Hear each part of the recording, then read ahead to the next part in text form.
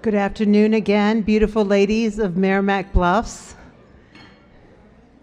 At this juncture in our program, we will bring up the amazing and one of my dearest friends, Bev Schuetz. She is one of Meramec Bluffs' favorite speakers and probably one of the favorite speakers around St. Louis. Her topic today is something I'm very excited about. It's women entrepreneur breaking the glass ceiling. And for many of us in the room, some of the women that she's going to talk about paved the way for who we are today. This is a shortened presentation. It's only about 45 minutes. She does do longer, but we are just honored and pleased. So please warmly welcome Bev Schuetz.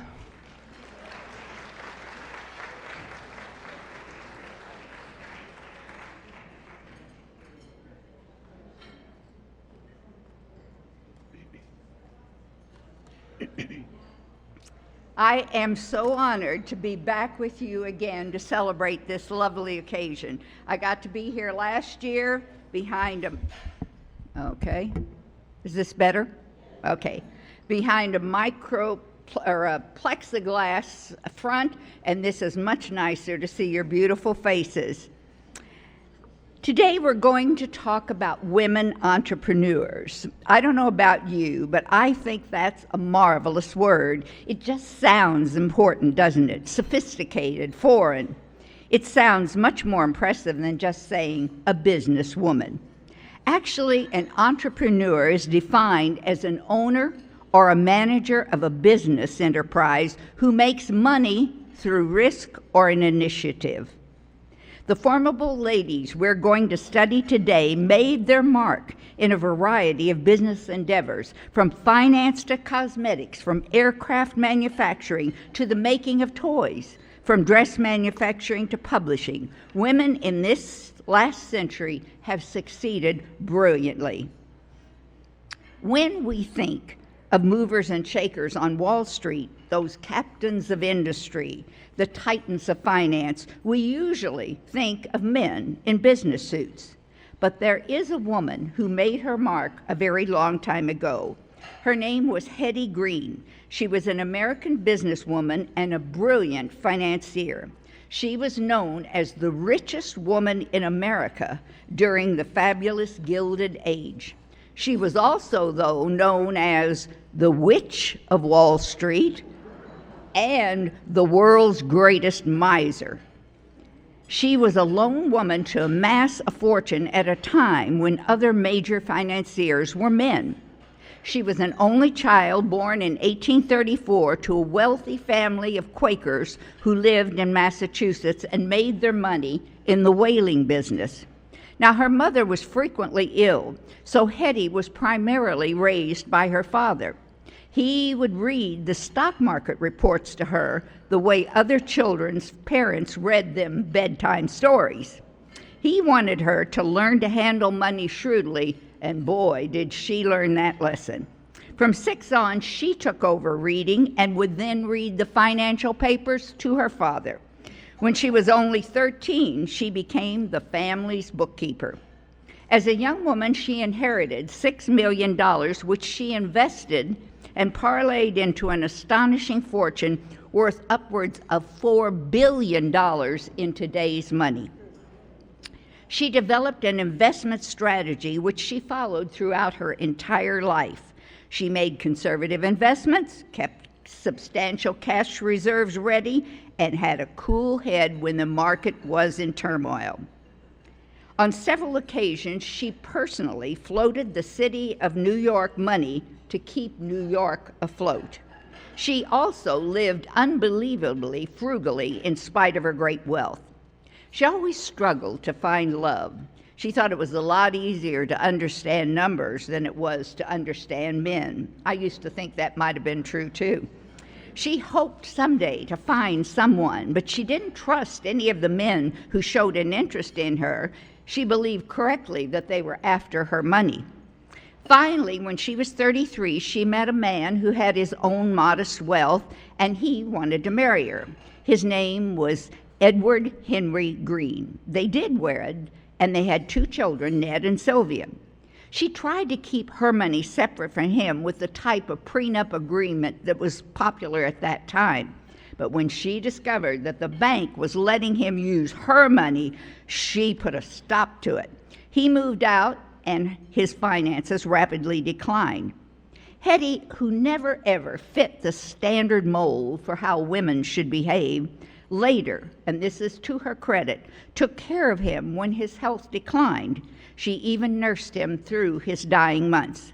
But then, throughout the rest of her life, she wore the widow's wreaths, the plain black attire that was common for widows at the time. Her poor children lived an impoverished, difficult existence with their mother. They wore cast-off clothes. They had few friends. Her son, who was slightly lame, really seriously injured his leg in an accident with a child driving a dog cart led by a St. Bernard dog. As a result of this accident, he was in serious need of medical attention. But Hetty, his conservative, frugal mother, took him to a free clinic in the city. And there they recognized Hetty as being this wealthy woman, and they wouldn't take him unless she would pay for the service. It really wasn't fair. She had the money. But she decided she wouldn't pay for his treatment. So instead of doing anything for his injured leg, she gave him Carter's little liver pills, and that was it. One day later, he was visiting his father, and the little boy fell down the stairs, and his father realized the depth and seriousness of the injury. So he took his son to see a doctor who determined that the leg had to be amputated. Henry paid for the surgery using his own dwindling funds rather than haggle with Hetty. Her stinginess became legendary. It was said she never turned on the heat or used hot water. She wore one black dress and the same undergarments and would only change them when they were worn out. One story claims she spent half a night searching her carriage for a lost 2-cent stamp. She instructed her laundress to wash only the dirtiest parts of her dress, the hems, and that was to save money on soap. The press called her the Witch of Wall Street because she was so irascible and so difficult to get along with. She smelled so badly, people who were around her would seek at the opposite side of her room. Her long black dresses were decades out of style. She did not wash her hands. Her fingernails were crusted with dirt. Shopkeepers dreaded to have her filthy hands touch their merchandise. She developed a serious hernia, and she refused to have an operation in spite of her millions because it cost $150. In 1916, at the age of 81, Hetty died of apoplexy after an argument with her maid. She maintains the long-standing title in the Guinness Book of World Records for being the world's greatest miser, and I can't think of anyone qualified to challenge her. Her son married his prostitute girlfriend and squandered some of his fortune. And when he died, Sylvia inherited all the rest of the money, over $100 million. And she was now finally able to lead a full life. And when she died, more than half of the money, or half of her estate, went to taxes and the other half to charity. And between you and me, I think if Hetty had still been alive and she knew that half that money went to taxes and the other half to charity, it would have killed her. The next lady leader we're going to talk about came from Kansas City, a Midwesterner. She was Nell Donnelly Reed. She not only became a millionaire entrepreneur, but she was also a visionary employer and a cultural icon. She was the 12th of 13 children born to Irish immigrants' parents in Parsons, Kansas. When she was 17, she married Paul Donnelly, and to further her education, he moved with her to St. Louis, where she attended Lindenwood College in St. Charles. Later, they moved to Kansas City. Even when she stayed at home, Nell was always a woman who liked to look her best. Most women staying at home at that time wore cheaply made, unflattering house dresses. They were made out of thin material, which faded easily, and Nell Donnelly Reed would now change all of that. She would start a $1 million business designing ready-to-wear, specifically house dresses. The dresses on the market at that time were functional, but they weren't stylish and they weren't attractive, and they sold for 69 cents each. Nell, who had learned to sew at an early age, was always concerned about her appearance. Her dresses and her aprons were smart and colorful. The fabrics she used were long-wearing and color-fast. All those previous house dresses were shapeless, but these new designs she came up with were form-fitting. The dresses had ruffles and pockets. And when her neighbors saw these attractive house dresses, they immediately wanted one just like it. She said her objective was to make women look pretty even when they're washing the dishes. In 1916, she took a sample dress to a local department store, and when she left, she had an order for 18 dozen dresses, and she delivered them in the specified 2 months' time. The retail price of her dresses was $1 each, which was considerably more than most women were used to paying. But women flocked to the store to buy those dresses in spite of that stiff price. And the Nellie Don dress line was born. Each design was prototyped in every size to ensure the fit was correct and that the purchasers would not be forced to have them altered. Since Nell herself was a size 16, she wanted her dresses to be flattering on women of every size. 15 years later, she had 1,000 employees and sales of $3.5 million. But there was a dark side to this amazing success story. She was now wealthy and well-known, and in 1931, Nell and her chauffeur were seized by 3 men in the driveway of her home. The kidnappers demanded a ransom of $75,000, and they threatened to blind Nell if their demands weren't met. The search that ensued in Kansas City was a media sensation, and the terror ended thanks to the efforts of Senator James Reed, who was an old family friend who lived next door. He was a very good family friend. He was a very, very good family friend. In fact, Nell was his mistress, and they had had a child together. Senator Reed now sought an ally of who sought his friend, the political boss of Kansas City, Tom Pendergast. He also enlisted the aid of the local mob, and his efforts worked. No money was paid, and Nell and the chauffeur were released unharmed a day and a half later. 2 years later, she divorced Donnelly and married Reed. He was a former Kansas City mayor, and he was a 3-term United States senator.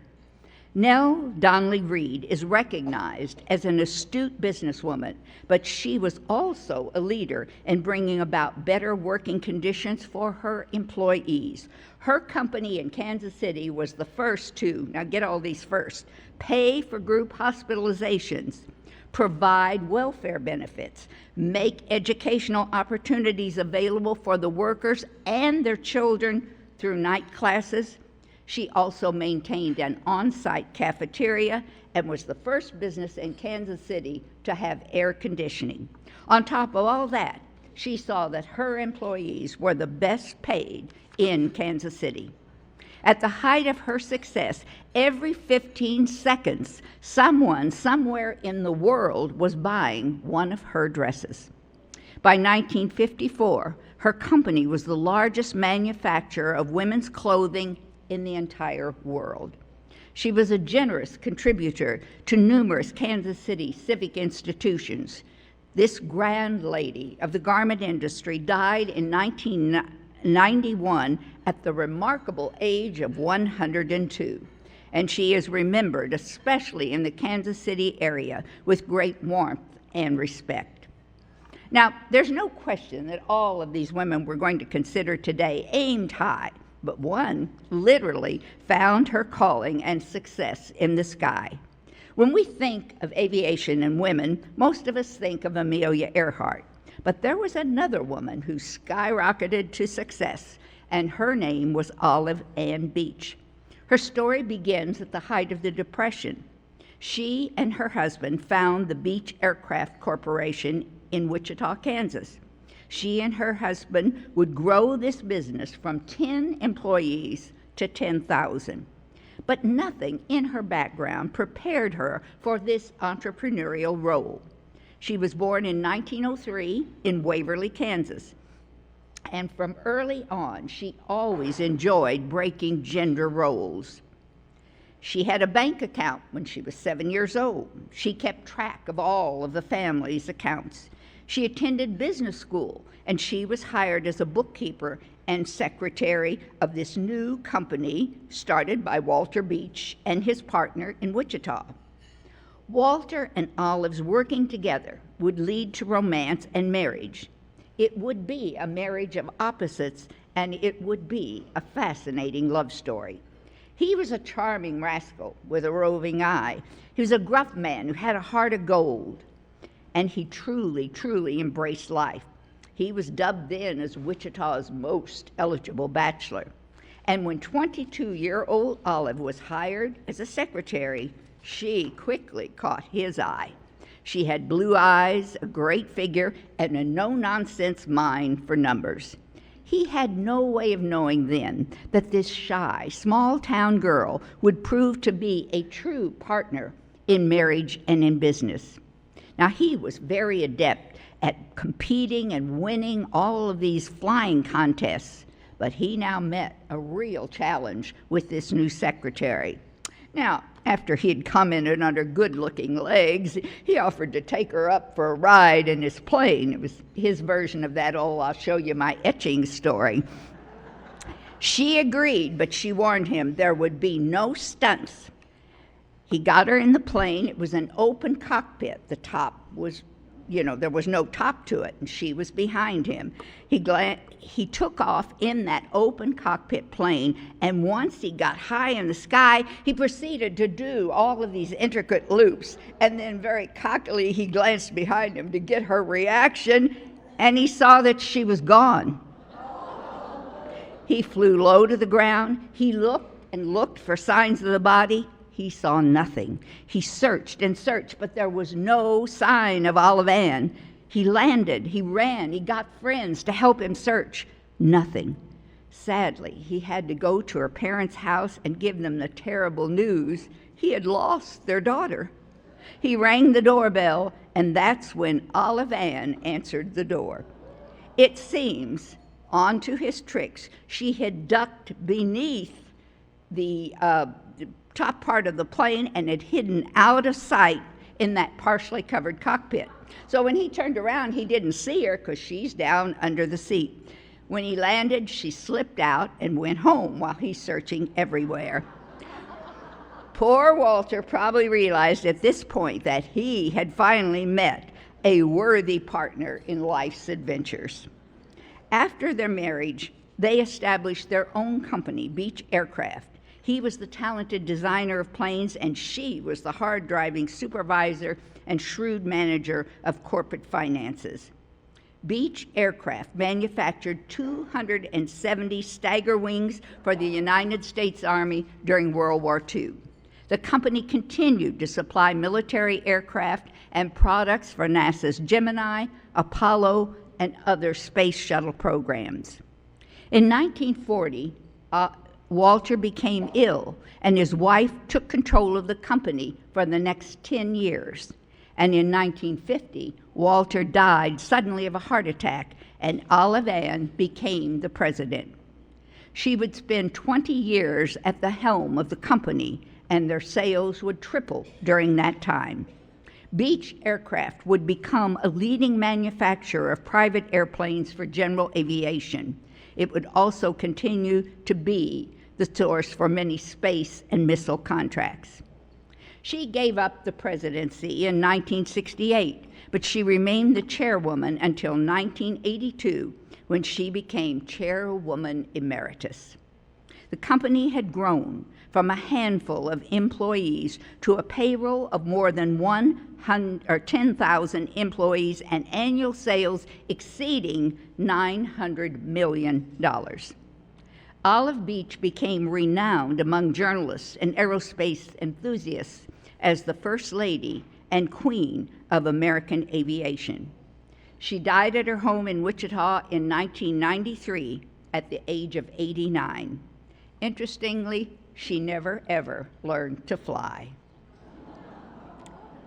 Now, the next entrepreneur, Ruth Handler, may not be a household word to you, but she was an American businesswoman and an inventor, and I'll bet every one of you in this room who at one time or another has purchased one of her inventions.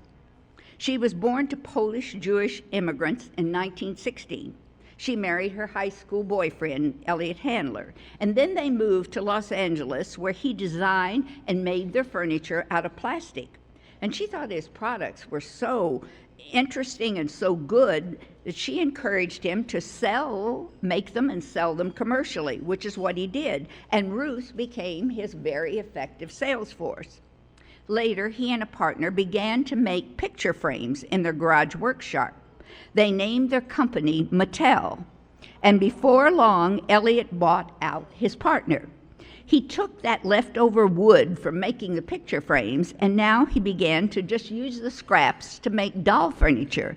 And pretty soon, the toy furniture was outselling the picture frames. So Ruth and Elliot decided they were going to concentrate on this more lucrative toy business.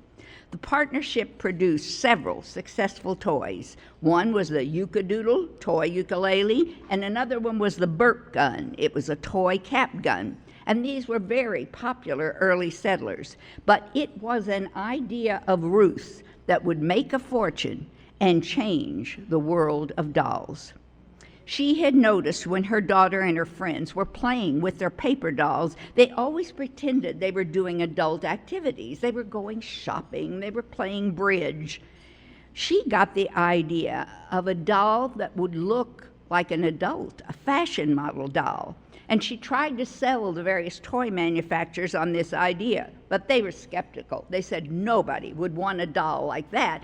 Everybody wanted a baby doll or a doll that looked like a child. Well, on a trip to Europe in Germany, she found an adult child. It was really a gag gift that was sold in Germany, and it looked a lot like the doll she was proposing. So when she returned to the States, she used this German miniature to create her prototype. And this time they bought into the idea. They weren't too impressed. She named that new teenage doll after her own daughter, Barbara. Barbie was introduced to the market in 1959, and as we like to say, the rest was history. By 2003, the company was valued at over $60 million. Now, here's some interesting facts about Barbie.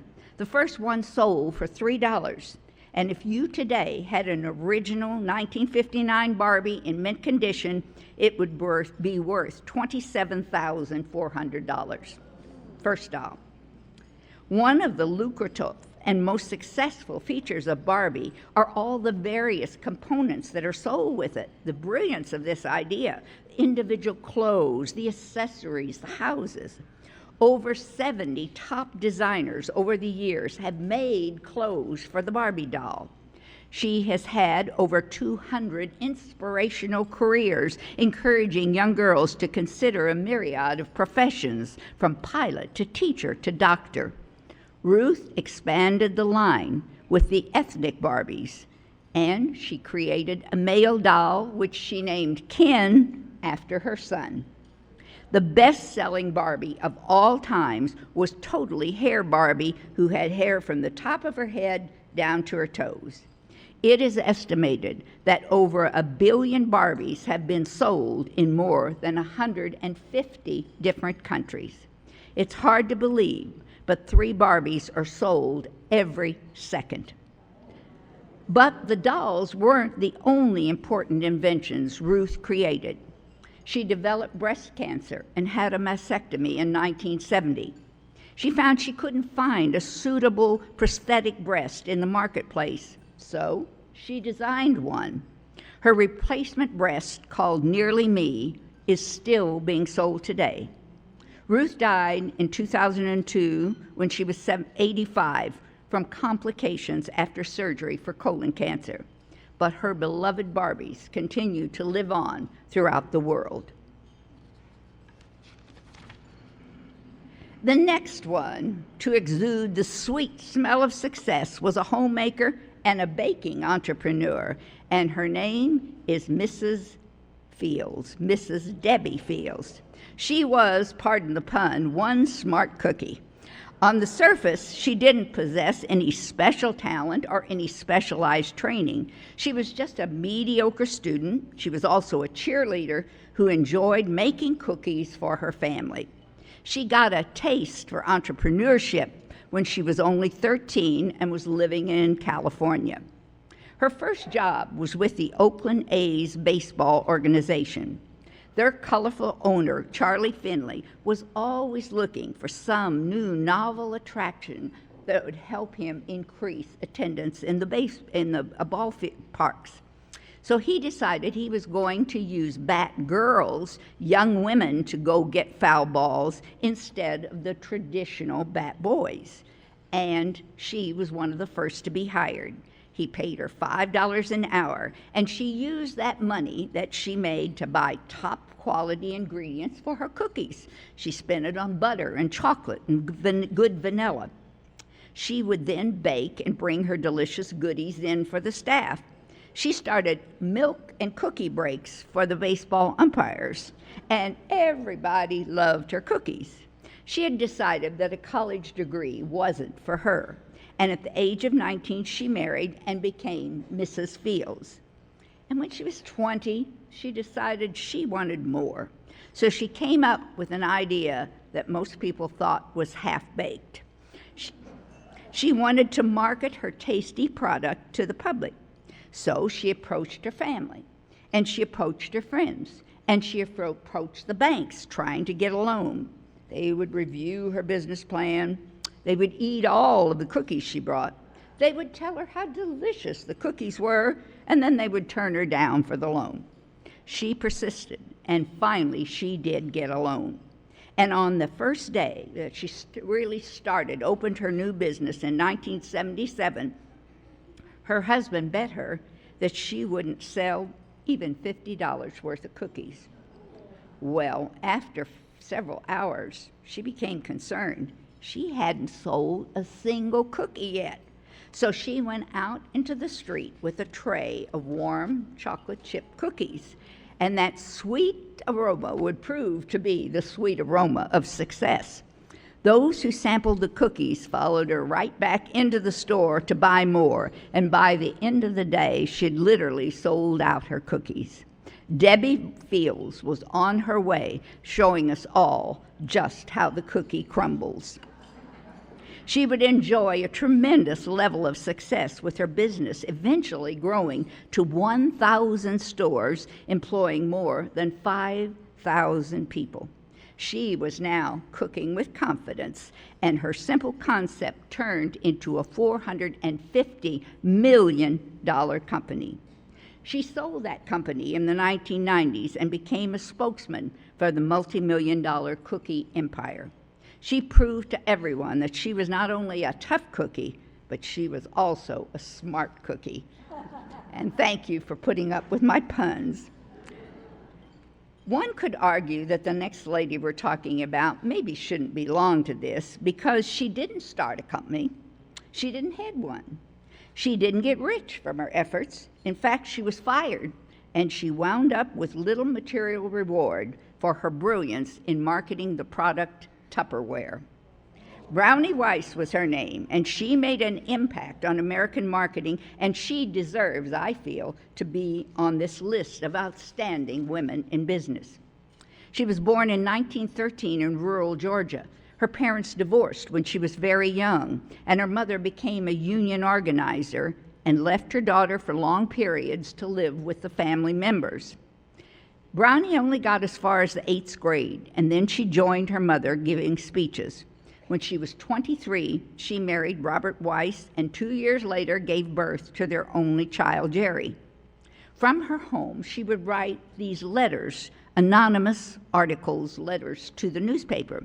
She described her homesickness for her big southern mansion in Mississippi, for missing all of her servants and her elegant surroundings. She talked about the devotion of her husband and her home, which she called Love Haven.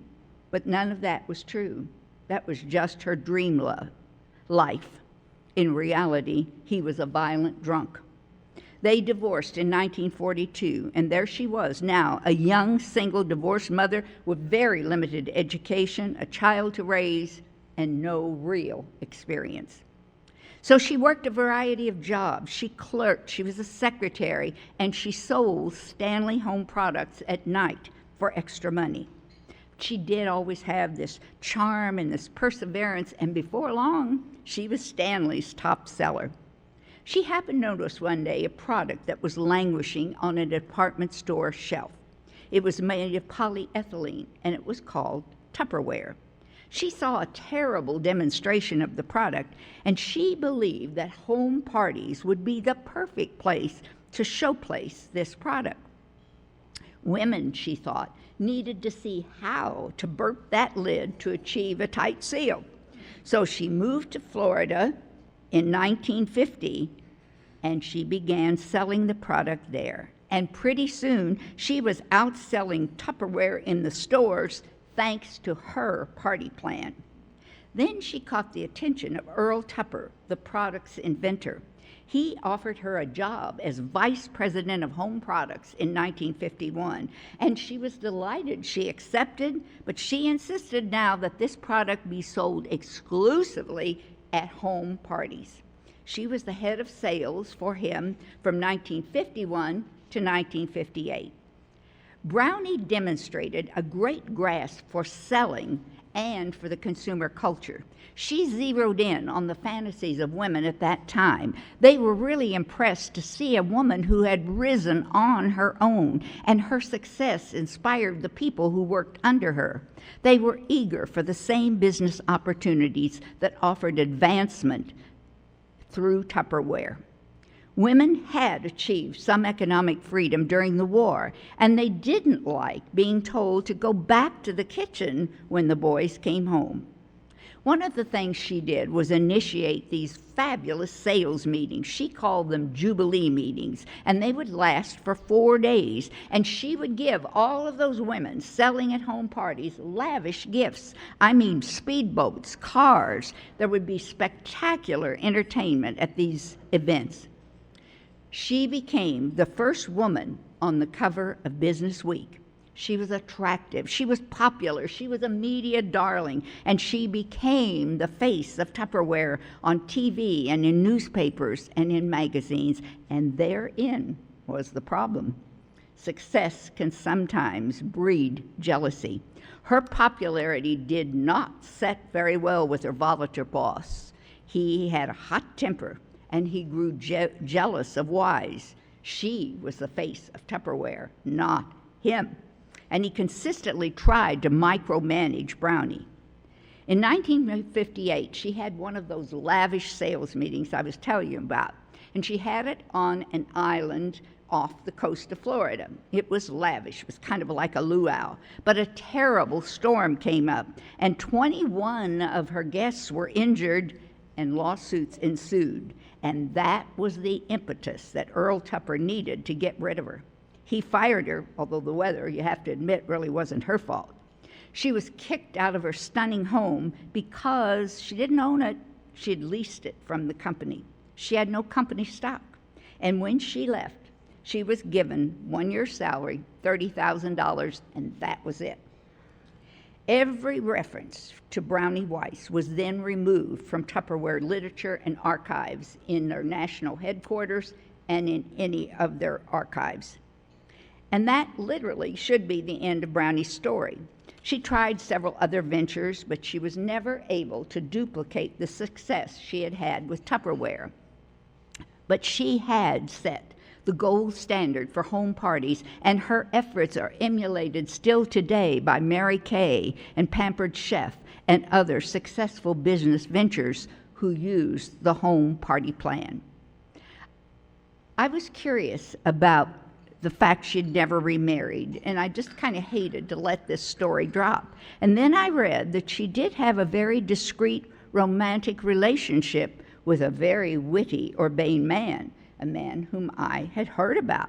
He was a former governor.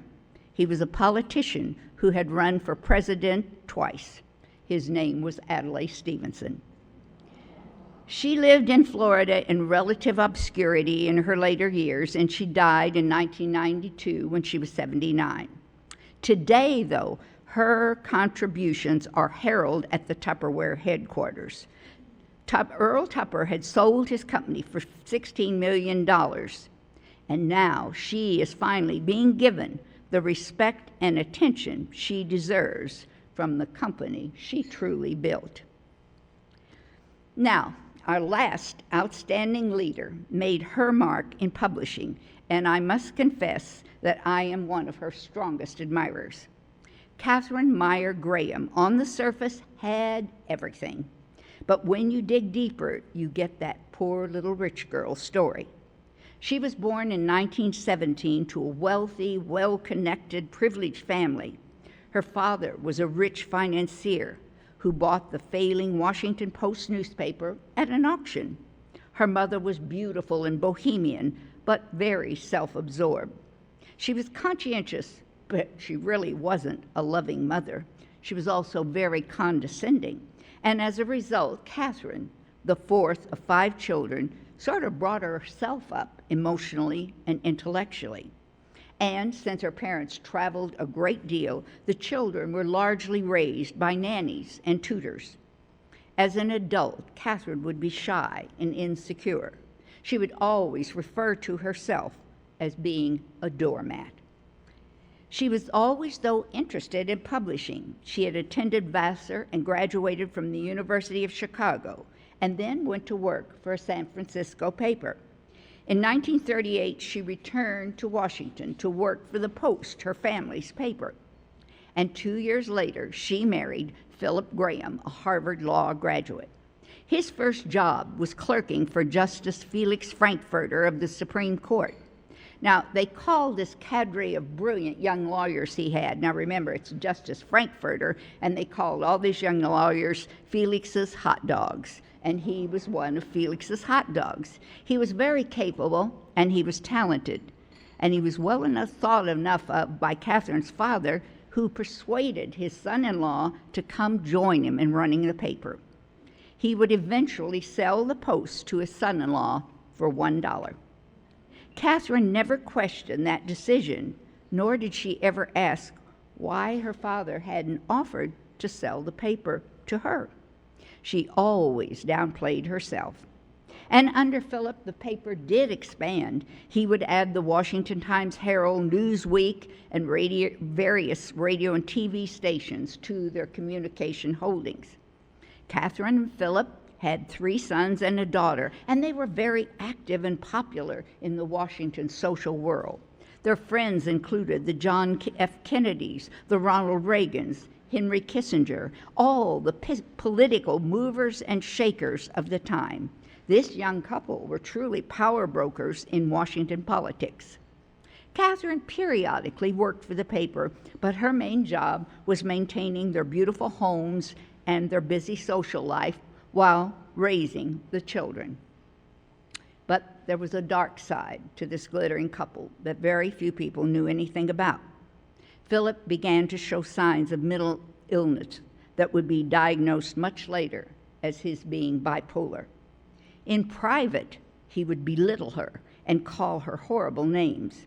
His sharp wit would become cruel humor. And now began a cycle of extremes. He would be very nice, he would be very mean. There was more public explosions. There was more anger being shown. And pretty soon, his serious drinking problem became obvious to others. In 1962, she accidentally overheard a phone conversation between Philip and his lover. he admitted to her his infidelity, and they began initiating divorce proceedings. Catherine learned then that he planned to completely remove her from the paper and run it with his girlfriend. This situation exploded and became known to the whole world when he suffered a very public breakdown while giving an important speech. In front of all these people, his language was terribly coarse and very loud, and then he started taking off his clothes in front of the audience. After this public debacle, he entered a psychiatric institution. He appeared to be improving, and he wanted to resume their marriage. He was allowed to come home for a weekend visit, and he had a pleasant lunch with Catherine and then went up to his room to rest. And then she heard the sound of gunfire and rushed to find that he had shot himself. And suddenly she was thrust into national prominence when she took over as president of the paper. That shy, insecure young woman was now in the national spotlight. She was the only woman in this country holding such a position in publishing. There were no female role models she could aspire to or that she could phone and consult with. Catherine was on her own. She would go on to guide the Post to national prominence while expanding her publishing empire. Now, initially, she wasn't taken seriously, but she studied, she asked questions, she consulted with the experts, and she added brilliant people to her staff. And one of those was Benjamin Bradley from Newsweek. He would become her executive editor. She would now agree to the publication of 2 stories under Bradley that would secure her place forever in publishing history. In 1971, she approved the decision to publish the Pentagon Papers, and that controversy over publishing Vietnam secrets went all the way to the Supreme Court, and there the court upheld freedom of the press and the right to publish those papers. And then, in 1972, she supported Bradley and his 2 young reporters, Woodward and Bernstein, in covering the Watergate break-in. She had the courage to cover the story that others were afraid to pursue and to print. The expose by the anonymous Deep Throat would eventually lead to the downfall of 40 members of the Nixon administration, as well as the ultimate resignation of the president himself. This period also earned her one of the best-known threats in American history. It's a little bit crude, but I think it's worth sharing. It came from the Attorney General himself, John Mitchell. He was furious. He blew up when he heard that the Post was publishing the story of Watergate, and he said, "Katie Graham's going to get her tit in a big fat ringer if she publishes that." Well, she published that, and she also published his threat. Shy, reserved little Catherine didn't back down anymore to anyone. She became the most powerful woman in publishing. Her profits grew 20% annually, and under her leadership, the Post was considered one of the 2 best papers in the country. She was also the first female Fortune 500 CEO. The list of honors she has gathered are too lengthy to enumerate here, but they did include the Medal of Freedom and the Pulitzer Prize for her wonderful biography, Personal History. Catherine died in 2001 after she suffered a fall. She was 84 years old. She was remembered and beloved as a courageous, hard-working, intelligent publisher who recognized and encouraged talent, who overcame her own personal doubts, her problems, her insecurities, and earned an esteemed position in publishing. There are other contemporary women that I would like to conclude, but many of them stories are still being written. They include Martha Stewart, the domestic diva we've all seen on TV. They include Oprah Winfrey, the media mogul who's affected so many of us. We have from St. Louis, Maxine Clark, the successful innovator and founder of Build-A-Bear Workshops. They now have more than 400 stores worldwide. And lastly, there's Sarah Blakely, who has become an American billionaire entrepreneur thanks to Spanx, that intimate apparel product that she invented and is marketed to the world. So that concludes our afternoon with these fabulous entrepreneurs, these ladies who are certainly an inspiration to all of us. So whether the talent might be baking or sewing or investing or selling, designing or organizing, whatever is the passion, encourage your daughters, your granddaughters to do as these women did, to go for it. They've been chipping at that glass ceiling. Let's see if they can finally break through. Thanks for coming. It was wonderful to share it with a bunch of beautiful, amazing ladies.